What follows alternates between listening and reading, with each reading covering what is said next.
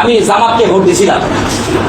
আমার মনের কথা আজকে আমি বলি, আমি জামাতকে ভোট দিয়েছিলাম, লেবু মৌলানা কিন্তু ভোট দিয়েছিলাম আমি। লেবু মৌলানা যদি না উঠতো তাহলে সর্বপ্রথম আমার ঘরটা ভাঙ্গা হইতো। এরকম একটা চক্রান্ত চলছিল বিএনপি। আমার বাড়ির কথা বলতেছি, এখানকার কথা বলতেছি না। বিএনপি এরকম একটা চক্রান্ত করছিল যে আমার ঘর পর্যন্ত ভাঙবে। আমার নিজের ভোটটা, আমার মায়ের ভোটটা, আমার বাবার ভোটটা নিয়ে যায় আমি দাঁড়িপাল্লায় দেওয়াইছিলাম। এ নিয়ে আমার এলাকায় তোলপাড় হয়েছিল। নুরুন নবীর ছেলে আশরাফুল, ওর ভোটটাও দিছে, ওর মায়ের ভোটটাও দিছে, ওর বাপের ভোটটাও দেওয়াইছে। এই এলাকার মধ্যে শুধু ওরাই ভোট দিছে, ওর পরিবারটাই ভোট দিছে, আর বাকি কেউ ভোট দেয় নাই, সবাই বিএনপিতে ভোট দিছে।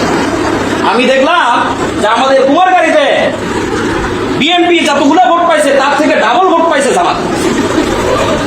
সুবহানাল্লাহ করেন না?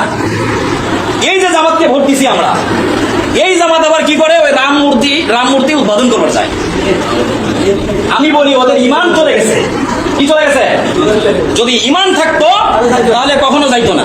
আপনাদের পরিচয় লাগতেছে? যারা জামাতকে ভোট দিছে লাগতেছে? লাগলেও করার কিছু নাই।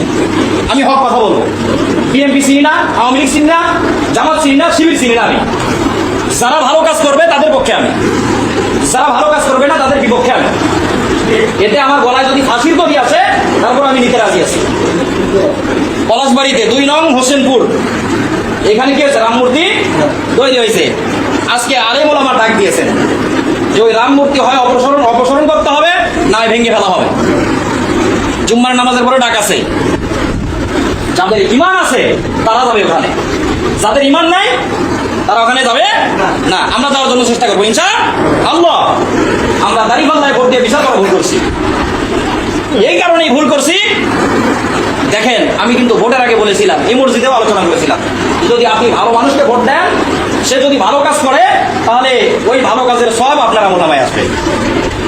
সে যদি খারাপ কাজ করে, গুনাহের কাজ করে, তাহলে ওই গুনার অংশ হিসাবে আপনিও ভাগ পাবেন। তাহলে জামাত যদি ওই